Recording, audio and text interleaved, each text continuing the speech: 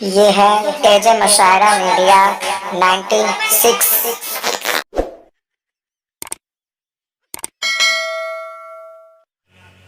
اور تو فرمایا قرآن حکیم نے کہ میں نے تمہیں عمر عزیز کی دولت دی تھی، تم نے اسے کھو دیا، گنوا دیا۔ اگر کوئی نصیحت حاصل کرنے والا نصیحت کرنا چاہتا تو مدرسہ ام کلثوم میں ضرور جاتا اور نصیحت سن کے اسی کی روشنی میں زندگی گزاری کرتا۔ وجاءکم النذیر، اور اللہ فرمائیں گے کہ میں نے تمہارے پاس ڈرانے والا بھی بھیجا۔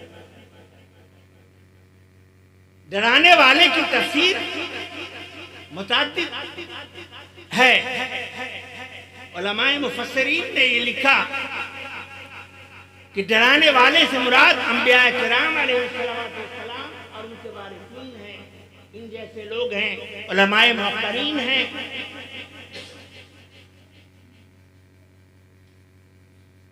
بعض نے یہ ارشاد فرمایا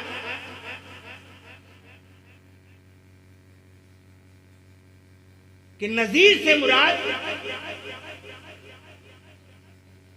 پکے بال والے لوگ ہیں۔ آپ کا بال پک گیا، آپ کی داڑھی پک گئی، یہ اس بات کی دلیل ہے کہ موت کی گھڑی قریب ہوتی جا رہی ہے، قریب ہوتی جا رہی ہے۔ ہوش میں آ جا، ہوش میں آ جا، ہوش میں آ جا۔ مدھوشی میں کب تک رہے گا؟ بعض لوگوں نے فرمایا کہ نذیر سے مراد پوتا ہے، ہمارے بھائی صاحب پوتا والے ہو گئے، ان کا معاملہ ختم ہے۔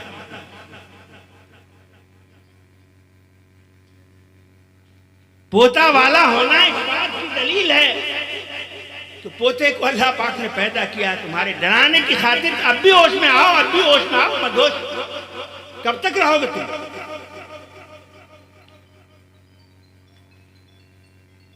مدھوشی کی حالت ہے، باز آ جاؤ، باہر آ جاؤ۔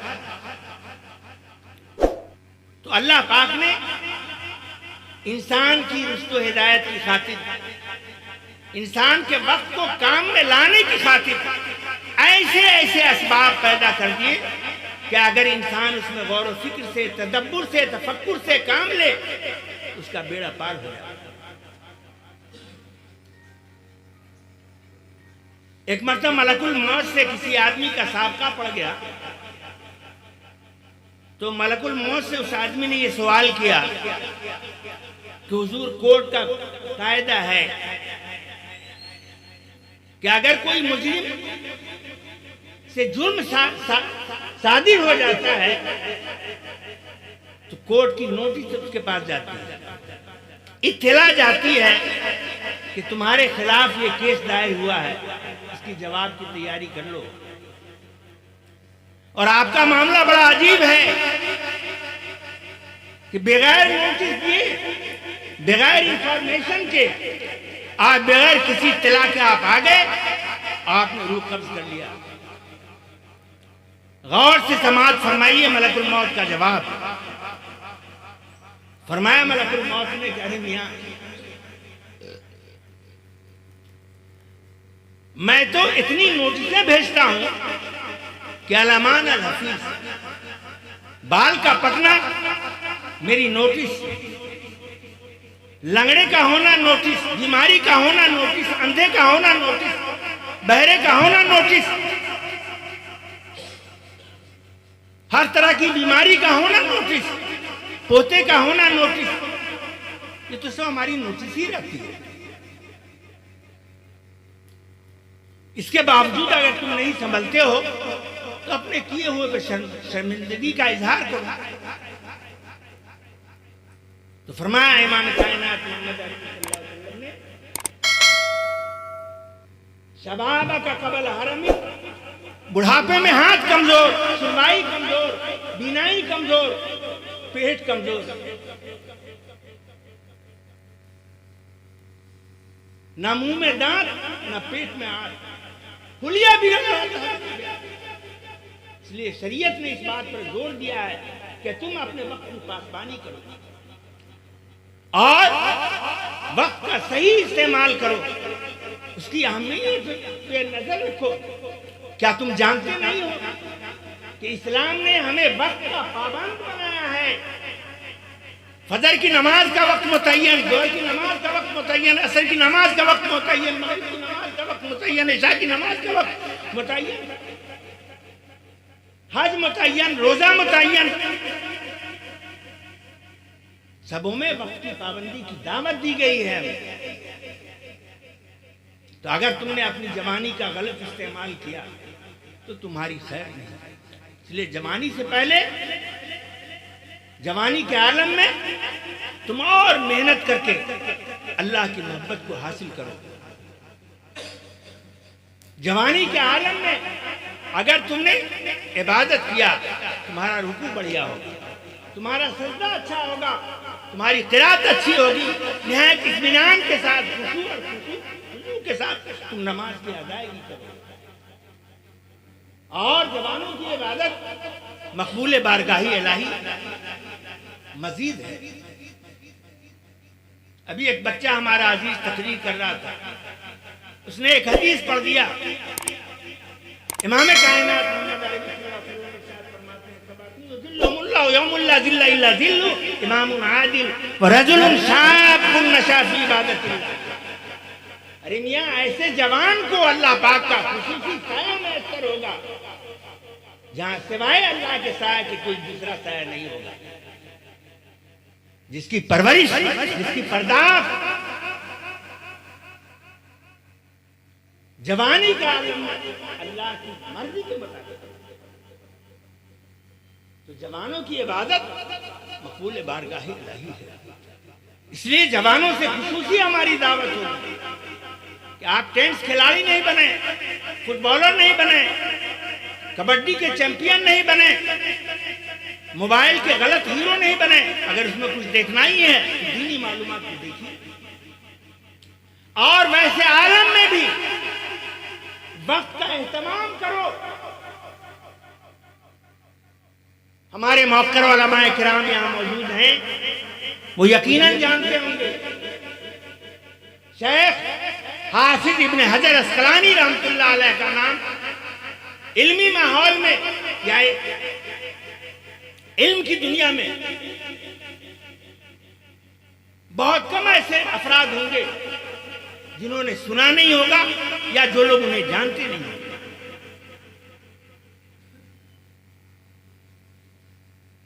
کانا جبل العلم، جبل العلم والعمل، علم و عمل کے پہاڑ تھے حافظ ابن حجر اسقلانی رحمۃ اللہ علیہ۔ ہمارے دارالعلوم دیوبند کے ایک بہت بڑے استاد، جن کے قوت حافظہ کا ہنگامہ تھا ان کے دور میں، علامہ انور شاہ کشمیری رحمۃ اللہ علیہ، وہ اکثر و بیشتر اپنے بیان میں فرماتے تھے، ارے میاں جی،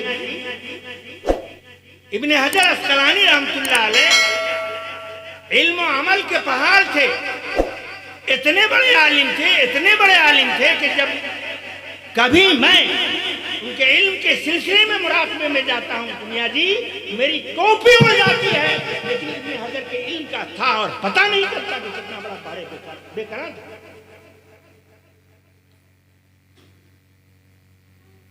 ان کا عالم یہ تھا، اشارے بخاری ہیں، بخاری کی شرح لکھ رہے ہیں۔ عام طور پر پہلے کے زمانے میں کانے کا قلم ہوا کرتا تھا، ہماری زبان میں اس کو تھوڑی تھوڑی دیر کے بعد شبنا کہتے ہیں، چھبتے رہتے تھے۔ ابن حجر اسقلانی رحمۃ اللہ علیہ کا قلم جب خراب ہو جائے تو اس کا خط بنانے کے لیے چھیبنے میں لگ گیا، چھیب رہے ہیں، اور پھر ذہن میں یہ بات پیدا ہو رہی ہے جوانوں کہ کہیں یہ میرا چھیبنا جو ہے وقت کو نہ ضائع کر دے، اس لیے بہتر یہی ہے کہ قلم بھی چھیبو اور تیسرا کلمہ بھی پڑھتے رہو، سبحان اللہ والحمدللہ ولا الہ الا اللہ واللہ اکبر۔ اتنا زیادہ وقت کی وہ قدر و منزلت کیا کرتے ہیں۔ کون؟ علامہ ابن حجر اسقلانی شارح بخاری کہ جتنا ٹائم لگ جائے خط کے بنانے میں، وہ سمجھتے تھے کہ یہ وقت میرا کہیں بیکار نہ ہو جائے. اس لیے دوستو اچھی طرح ذہن نشی کر لیجیے، چھوٹے بڑے سب، وقت کی بربادی کسی حال میں نہیں ہونی چاہیے. ہم آج مدرسہ ام کلثوم میں ہیں، عام طور پر مدارس کا یہ حال ہوتا ہے. ابھی شعبان کا موقع ہے نا، مولوی لوگ، گاؤں کے لوگ، چھوٹے بڑے سارے لوگ قرآن خوانی کرتے ہیں. یہ قرآن خوانی ہے کیا؟ مربیہ قرآن خوانی حرام ہے. اور مدرسہ کے اہم ذمہ دار قاری جنید صلی اللہ علیہ وسلم، سن لو کان کھول کے، اگر آپ نے مدرسے کے لڑکوں کو قرآن خوانی میں بھیجا اور ان کے وقت کا غلط استعمال کیا، خدائی قسم تمہاری بھی کوشش ہوگی عند اللہ. انتہائی درجہ قیمتی وقت ہوتا ہے طلبہ کا. ان کے وقت کے صحیح استعمال پر خصوصی توجہ آپ کو دینی پڑے گی، جبھی جا کے یہ اپنے وقت کا ابن حجر ہوگا، اپنے وقت کا علامہ انور کشمیری ہوگا، اپنے وقت کا اقبال ہوگا. تو عام طور پر مدارس کا یہ برا حال ہے جناب. قرآن خوانی میں بھیج دیا، فلانے بابو کی یہاں دعوت ہے اس میں بھیج دیا، یہ وقت کا ضیاع نہیں تو اور کیا ہے. تو مدارس والے بھی وقت کی قدر نہیں کرتے. وقت کی قدر کرنی چاہیے ہر حال میں. مفسر قرآن صاحب معارف القرآن مفتی اعظم پاکستان رحمۃ اللہ علیہ نے ایک موقع کے اوپر لکھا کہ جب میں اجابت کے لیے جاتا ہوں، لیٹرنگ میں جاتا ہوں، تو چونکہ لیٹرنگ میں ذکر اللہ کی ممانعت ہے، لہذا میں پریشان رہتا ہوں. اس پیریڈ میں کان کھول کے سنو رکھو، میری یہ کوشش ہوتی ہے کہ لوٹے کو قاعدے سے دھو دیا جائے تاکہ یہ وقت بھی میرا ضائع نہیں ہو، اور دوسرا آنے والا جب جائے اجابت کے لیے تو اس کے دل میں قرآن پیدا نہیں ہو، تکلیف نہیں ہو کہ لیٹرنگ گندا ہے، یہ ہے وہ ایسے. تو وقت کی پابندی کیجئے. اسلام نے آپ کو وقت کا پابند بنایا ہے. امام کائنات محمد عربی صلی اللہ علیہ وسلم نے آپ کو وقت کا پابند بنایا ہے. صحابہ کرام نے وقت کا پابند بنایا ہے. علماء اعظام نے آپ کو وقت کا پابند بنایا ہے. اور بالخصوص جوانی کا استعمال اللہ کی طاعت، اللہ کی بندگی میں کیجئے. میں نے اپنے سر کی آنکھوں سے دیکھا ہے، ایک اپنے سینئر ساتھی کو کہ مدت ہائے دراز تک اس کی ویسی ہی جوانی ہے جیسا میں نے 20 برس پہلے دیکھا. کیوں؟ وہ جوان انتہائی درجہ عبادت گزار تھا. تو جو جوان اپنی جوانی کا استعمال اللہ کی طاعت میں، اللہ کی بندگی میں کرتا ہے، اس کی جوانی بھی دیر پر ہے. فرمایا امام کائنات محمد عربی صلی اللہ علیہ وسلم نے، شبابک قبل حرم. ارے جب بڑھاپا آ جائے گا تو کان کھول کے سن لو یار. بڑھاپے میں تو یہ عالم رہتا ہے جیسا کہ علامہ روم رحمۃ اللہ علیہ ارشاد فرماتے ہیں، وقت پیری گرگ ظالم می شود پرہیزگار. جب انسان کے اوپر بڑھاپا آتا ہے، چاہے وہ کوئی بھی جوان ہو، تو وہ اپنی لاغری کے پیش نظر انتہائی درجہ پرہیزگار بن جاتا ہے. ایک ڈاکو ہے، اپنے وقت کا پھلندے بھی ہے، لیکن بڑھاپا جہاں آیا اس کی ننیحال نظر آنے لگا، حضور بابو بھیا کرنے لگا. تو فرمایا مولانا روم نے، وقت پیری بڑھاپے کے ٹائم میں جب بڑھاپا آ جائے گا اس کا حال یہ ہوتا ہے، گرگ ظالم خوخار بھیڑیا می شود پرہیزگار. بہت زاہد بن جاتا ہے. اور آگے ارشاد فرمایا جوانوں سننے کی بات ہے، در جوانی توبہ کردن، در جوانی توبہ کردن شیوہ پیغمبر. جوانی کا صحیح استعمال کرنا اور جوانی میں توبہ تلہ کرنا یہ پیغمبروں کا چلن ہے، پیغمبروں کا شیوہ ہے، پیغمبروں کا مزاج ہے. اسی طرح آپ کو مزاج بنانا پڑے گا. توبہ بہت قیمتی چیز ہے. امام کائنات محمد عربی صلی اللہ علیہ وسلم نے ارشاد فرمایا میں دن بھر میں 70 مرتبہ توبہ کرتا ہوں. بعض حدیثوں میں اس سے زیادہ بھی آیا ہے. تو جتنا زیادہ توبہ کیجئے گا اتنی ہی زیادہ آپ بامراد رہیے گا اور کامیاب رہیے گا. اس لیے کہ حدیث میں امام کائنات محمد عربی صلی اللہ علیہ وسلم نے ارشاد فرمایا کل بنی آدم خطاء و خیر الخطائین التوابون کما قال علیہ السلام. آدم زادے تمام کے تمام گنہگار ہیں، چاہے وہ چھوٹا ہو یا بڑا ہو، لڑکا ہو یا لڑکی ہو، بوڑھا ہو یا بوڑھی ہو، عالم ہو یا جاہل ہو. انبیاء کرام اور حضرات رسولہ کو چھوڑ کر ساری انسانیت سے گڑبڑی ہو جاتی ہے.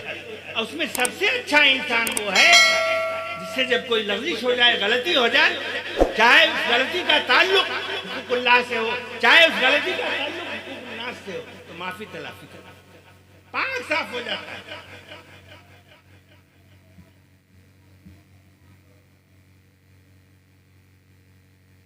یہ بڑی بات ہے. جہاں تک ممکن ہو سکے توبہ کرتے رہی. چلتے پھر میں نے اپنے اکابرین کے بارے میں سنا بھی ہے اور بہت پہلے پڑھا بھی تھا. سننے کی چیز ہے کہ ہل چلا رہا ہے ہلوان، سبحان اللہ الحمدللہ اللہ اکبر پڑھتے ہوئے جا رہا ہے. گاڑی چلا رہا ہے سبحان اللہ پڑھتے جا رہا ہے کہ میرا وقت ضائع نہیں ہو. سائیکل چلا رہا ہے سبحان اللہ الحمدللہ پڑھتے چلا جا رہا ہے میرا وقت ضائع نہیں ہو. موٹر سائیکل چلا رہا ہے پڑھتے ہوئے جا رہا ہے. آج ہمارا عالم اس کے بالکل برعکس ہے. وقت کی کوئی بھی قدر و منزلت ہمارے پیش قدر نہیں ہے. ارے میاں تم جا رہے ہو سبحان اللہ الحمدللہ پڑھتے ہوئے، نہ معلوم کیا ہو جائے.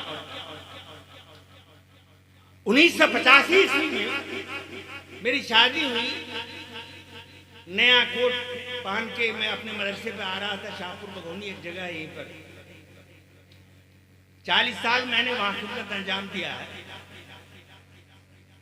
تو ادھر سے آنے میں فتح پور ایک جگہ ہے تاجپور کے پاس. میں نے دور سے دیکھا کہ پچھم سائڈ سے ایک بس آ رہی ہے، اسٹیٹ بس، اور اس کے بائیں سائڈ میں بیل گاڑی ہے اور پھر ایک موٹر سائیکل والا ہے. اور ادھر میرے بائیں سائڈ میں لوگ روڑا بچھا رہے تھے، یعنی سڑک کی لوگ مرمت کر رہے تھے. میں اپنے سائڈ پہ ٹھیک تھا، دھام سے موٹر سائیکل والے نے آیا، دھکا مار دیا. میں اس گھڑی غالباً درود شریف پڑھ رہا تھا مستقل. میں نے سمجھا کہ بس میں چلا گیا. اس کے بعد کلمہ پڑھنے لگا. آدھا دھر میرا بس کے چکے کے سامنے، آدھا گرم گرم پر. کیسے اٹھایا مجھے اللہ نے، آج تک میری سمجھ سے یہ بالا تر بات ہے. تو آپ کہیں جا رہے ہیں، پڑھتے ہوئے جا رہے ہیں، اس عالم میں آپ کے بہت بچنے کی بہت ساری سبیل بھی پیدا ہو سکتی ہے. اور اگر نہیں بچتے ہیں تو نور علی نور اللہ کا ذکر خیر کرتے ہوئے اللہ کے پاس جا رہے ہیں جو مطلوب ہے. تو میرے دوستو، انسانی زندگی کے ہر شعبہ میں وقت کی قدر مطلوب ہے. حدیث کے دوسرے ٹکڑے میں امام کائنات محمد عربی صلی اللہ علیہ وسلم نے ارشاد فرمایا وَصِحَّتَكَ قَبْلَ سُقْمِكَ. صحت بھی بڑی نعمت ہے نا بھائی.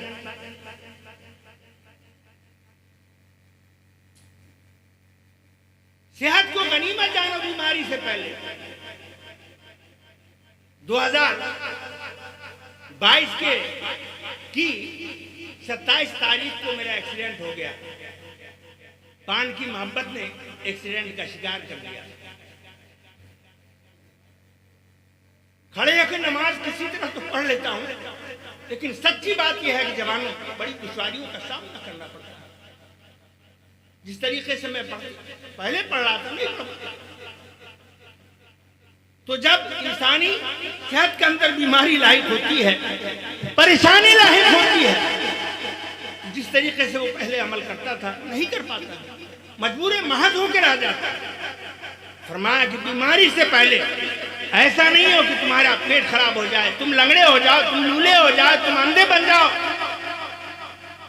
اس سے پہلے اپنی صحت کی خبرگیری کر لو اور صحت کے رہتے ہوئے اچھے اعمال کا مظاہرہ کیا تھا. فرمایا وَغِنَاءَكَ قَبْلَ فَقْرِكَ.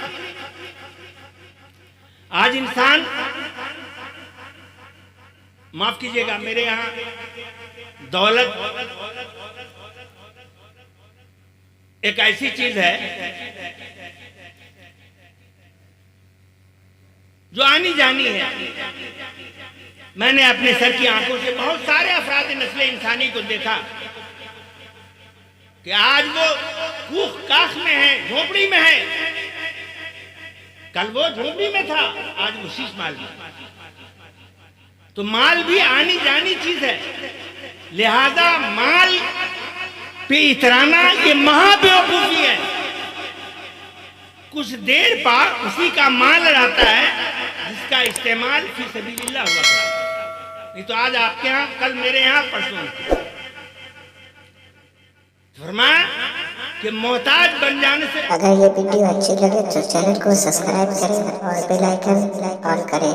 اپلوڈر محمد سمیع اللہ, 70 61 57 21 40, موبائل نمبر سے رابطہ کریں.